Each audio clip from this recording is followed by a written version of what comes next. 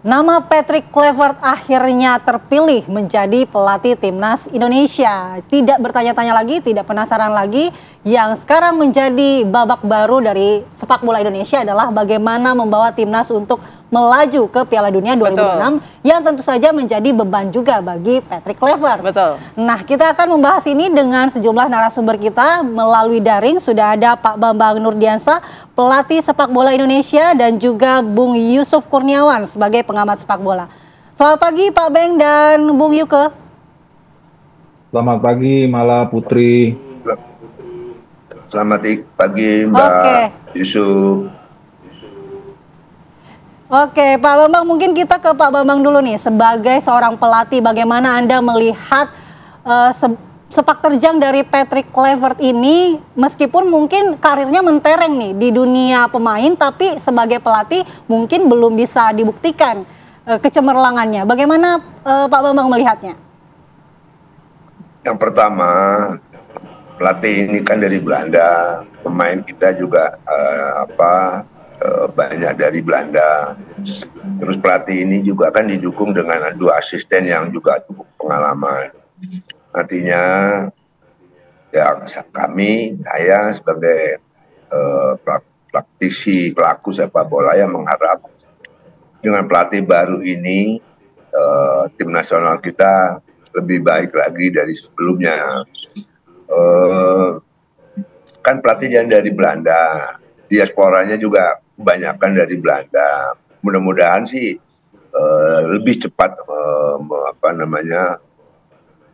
bekerja sama dengan baik dengan pelatih yang baru, karena memang pelatihnya kan dari Belanda. Saya sebagai praktisi atau pelaku sepak bola harapannya sih tim ini akan lebih bagus daripada sebelumnya gitu. Oke, optimis tim ini akan lebih bagus ya Coach. Tapi Coach, kalau kita bandingkan, ini kan pelatihnya dari Belanda. Oke lah, mungkin pemain Belanda, pemain diaspora kita banyak dari sana begitu. Tapi kan mereka bermain dengan strategi Asia, permainan Asia selama ini yang diajarkan atau yang dilatih begitu oleh Coach Sintayong. Nah, apakah nanti transisi atau adaptasinya ini akan sulitkah kira-kira untuk dari permainan Asia ke total football misalnya? Apa akan lebih mudah dengan banyaknya diaspora kita dari sana? Harusnya tidak. Kemarin saya juga sudah bicara atau kita ngomong-ngomong sama Yusuf bahwa dengan pelatih Belanda ini sebetulnya mereka justru kembali dari cara-cara main yang sebenarnya. Tidak sulit sebetulnya. Yang saya bilang kemarin justru yang agak beradaptasi itu mungkin pemain lokalnya. Tapi kalau pemain Belandanya atau diasporanya sebetulnya dia balik, tinggal mengembalikan aja cara main yang selama ini dia dapat di Belanda sana. Saya pikir begitu. Ya Coach, mungkin Patrick Kluivert ini haruskah merombak total apa yang sudah diajarkan oleh Sintayong atau hanya menambahkan sedikit inovasi-inovasi begitu dengan gaya bermain Eropa? Selama ini biar Sintayong kan juga cara mainnya cara pemain Eropa, karena diasporanya kan rata-rata Eropa gitu. Saya pikir berubah total tidak, cuma memperbaiki yang kurang diperbaiki, yang sudah bagus saya pikir ditingkatkan. Kan ini waktunya tidak banyak untuk Patrick gitu loh. Jadi saya pikir perubahan secara ini tidak, hanya melanjutkan, dan mungkin yang lebih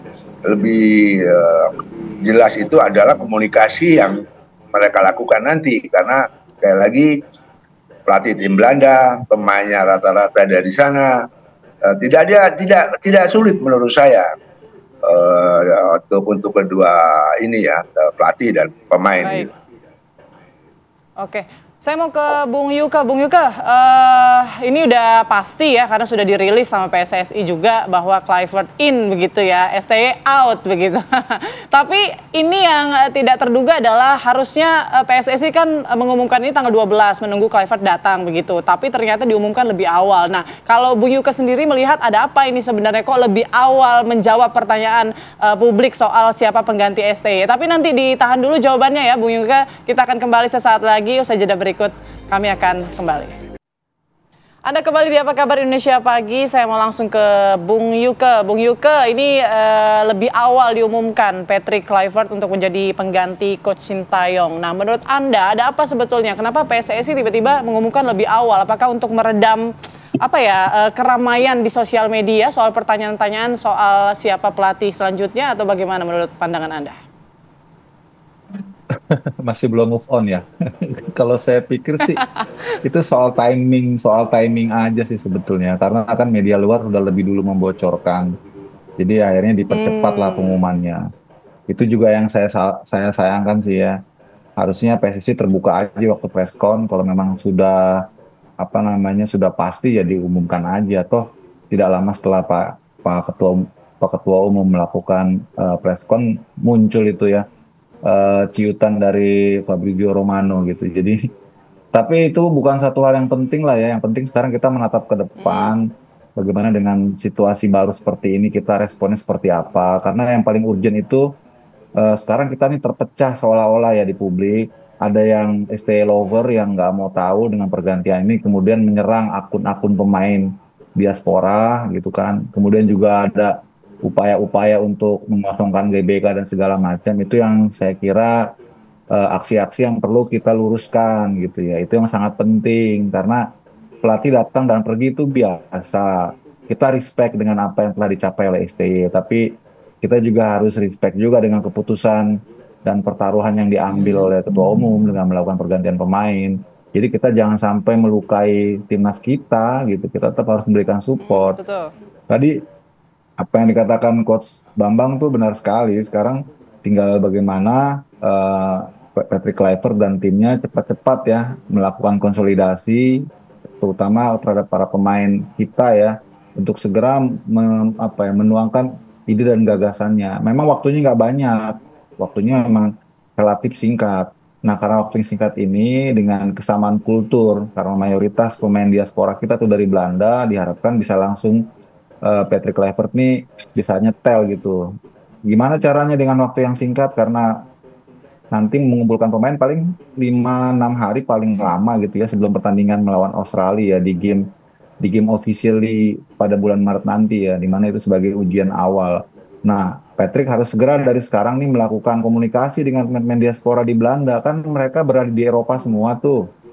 Jadi cepat sekarang menjalin komunikasi, membuat kesamaan visi gitu ya. Mungkin nanti prakteknya tinggal di Indonesia bagaimana Patrick ini melakukan adaptasi, perkenalan, penyesuaian, persamaan dengan para pemain domestik kita gitu. Jadi memang yang paling krusial nih bagaimana menyatukan visi pemain domestik kita, karena kalau pemain diaspora mungkin tadi di Coach Bambang sudah jelaskan nggak akan sulit ya, karena mereka tinggal mengulang aja materi permainan mereka seperti yang mereka kenal, bagaimana Belanda dengan permainan menyerangnya misalnya seperti itu. Jadi lebih ke taktikal sih kalau dengan pemain-pemain diaspora. Tapi kalau dengan pemain-pemain domestik kita itu yang penting ya, bukan cuma taktikal juga, tapi chemistry harus dibangun ya. Gimana caranya supaya para pemain lokal ini bisa cepat memahami keinginan baru ataupun filosofi baru dari Patrick Kluivert gitu sih. Ya, Bu Yuke. Kalau begitu artinya untuk chemistry sendiri mungkin akan lebih cepat blend dengan pemain-pemain diaspora yang sudah ada saat ini, karena memang mayoritas adalah Belanda begitu. Tapi bagaimana dengan taktik atau strategi yang akan diberlakukan untuk durasi yang beberapa waktu lagi ini akan menghadapi Australia? Apa yang pertama kali yang harus dilakukan oleh seorang Patrick Kluivert ketika sudah bertemu dengan para pemain timnas ini? Ya, saya kira ini juga sudah menjadi bagian kalkulasi penunjukan Patrick Kluivert ya, dalam waktu yang sangat singkat gitu ya. Ini sudah dihitung nih risiko-risikonya gitu. Jadi kita tidak bisa menjudgment ataupun juga tidak bisa menjadi pesimis kemudian dengan persiapan yang terbatas. Kita tetap harus optimis karena memang ini waktu yang tersedia. Jadi seperti yang tadi saya bilang, Patrick Kluivert-nya harus cepat ya beradaptasi dengan para pemain karena dia sebagai sosok yang baru datang gitu. Dan tim ini sudah ada kan sebelumnya. Jadi dari sisi pelatihnya harus cepat untuk bergerak. Makanya kan tanggal 12 besok ya dia datang kan. Itu adalah bagian dari percepatan yang harus dilakukan walaupun pertandingannya baru Maret gitu. Kalau dari sisi taktik saya nggak bisa terlalu dalam ya karena itu bagian teknikal lah. Itu mestinya Coach Bambang tuh yang menjelaskan.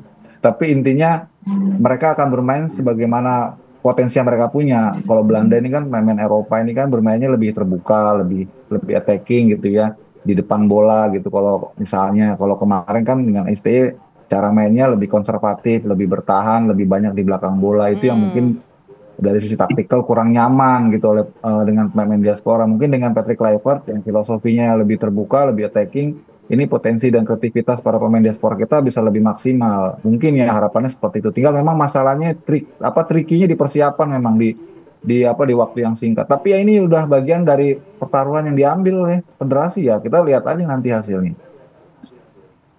Oke, baik saya ke Coach Banur lagi. Coach Banur, ini soal membahas strategi ataupun taktikal ya. Kita tahu kalau kita sedikit menilik ya formasi yang kerap digunakan Kluivert saat dia menukangi Curaçao begitu ataupun juga timnas atau klub Adana Demirspor ini menggunakan pola 4-2-3-1 atau 4-3-3. Sedangkan kalau kita lihat nih STY cenderung ke 3-4-3, 3-5-2. Nah, kita bisa lihat ya perbedaan pola permainannya gitu bahwa di Eropa permainan penyerang itu memang lebih ditingkatkan gitu ya, penyerangan ketimbang pertahanan. Nah, untuk khususnya pemain lokal kita, bagaimana nanti adaptasinya mereka untuk masuk ke pola baru nanti? Apakah Anda melihat cukup mumpuni kok pemain lokal kita mengikuti permainan Eropa begitu atau bagaimana? Ada masukan nggak untuk pemain lokal kita mungkin catatan ke depan? Ya artinya gini Mbak, Patrick ini tidak akan merubah total cara main karena waktunya sangat mepet sekali. Yang langkah pertama saya pikir koordinasi bicara dengan pemain-pemain diaspora yang ada. Kalau soal cara main atau sistem off play 3-4-3, 4-2-3-1 dan sebagainya, saya pikir itu tinggal pengertian daripada para pemainnya untuk memainkan pola itu. Jadi saya pikir tidak ada satu sistem pun yang menjamin sebuah kemenangan. Mau 3-4-3, 3-5-2, 4-2-3-1. Tidak ada satu sistem pun yang menjamin sebuah kemenangan. Tidak ada satu sistem pun yang pasti kalahan gitu kalau orang bilang. Tidak. Tinggal bagaimana anak-anak para pemain bisa menjalankan apa yang dimau oleh pelatih. Jadi saya pikir perubahan secara total tidak mungkin karena waktunya sedikit, mepet sekali. Kalau soal pola permainan atau sistem off play, formasi berubah tidak ada masalah sebenarnya, gitu kan? Karena levelnya pemain nasional apalagi diaspora, tinggal menjalankan saja apa yang dimau pelatih sebenarnya begitu. Tapi sekali lagi perubahan total tidak mungkin dilakukan sama Patrick. Tinggal bagaimana kekurangan yang kemarin ditingkatkan. Tentunya beliau kan datang ini pelatih nanti tanggal 12. Banyak diskusi mungkin sama manajer, mungkin dengan pengurus PSSI apa sebetulnya apa yang terjadi sebelumnya gitu waktu dipegang pelatih lama. Seperti itu, Mbak. Ya Coach, nanti juga Kluivert ini akan dibantu oleh sejumlah asisten pelatih dari Belanda yakni Alex Pastoor dan juga Danny Lanzat. Lalu mungkinkah ini seharusnya peran dari Kluivert ini fokus dengan leadershipnya dan juga mentalitas pemain dibandingkan dengan taktiknya. Jadi nanti taktik dan strategi akan diserahkan ke asisten-asisten pelatih tersebut. Saya pikir gini loh, kalau kita melatih itu kan sudah ada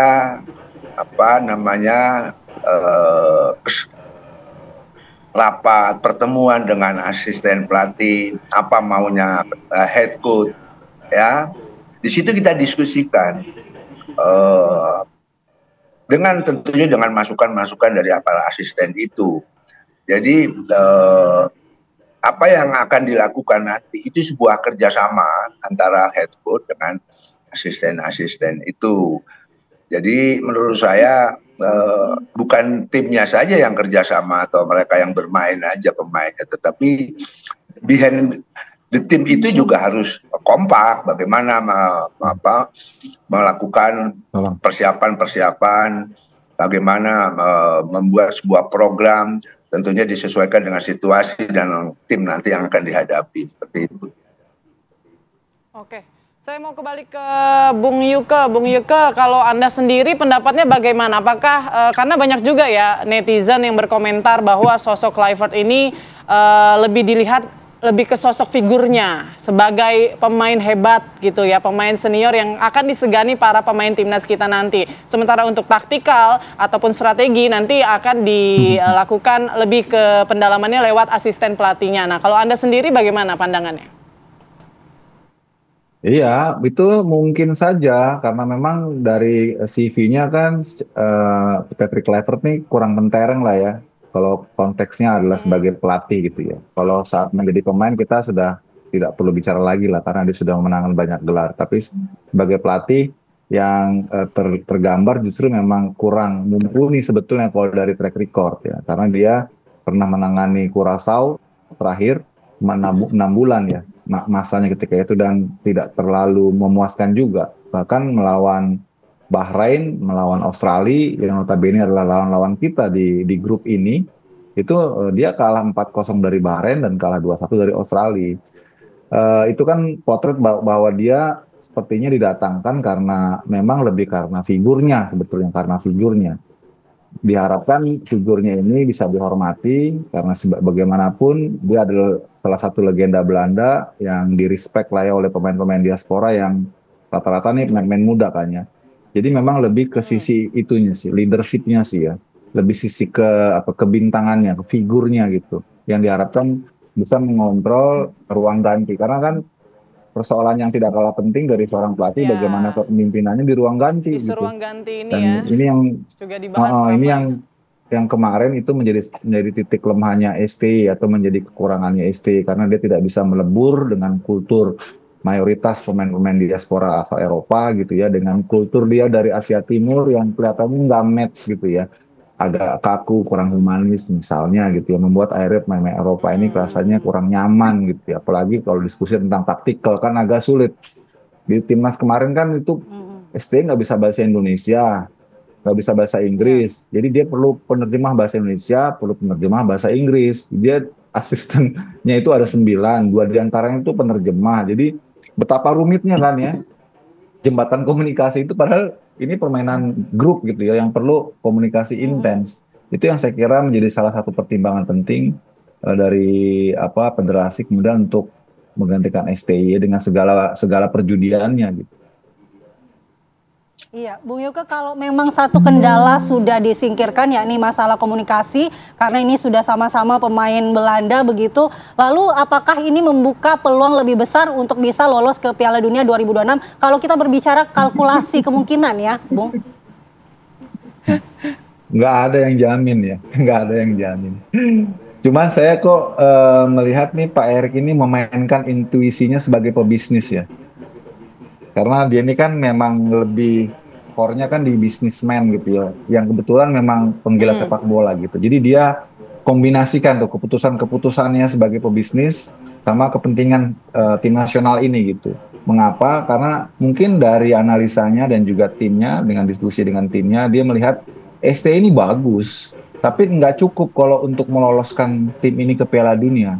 Jadi dia ambil keputusan yang nggak populer ya, yang beresiko. Iya, dia ngerasa kita juga akun ST ini bagus ya.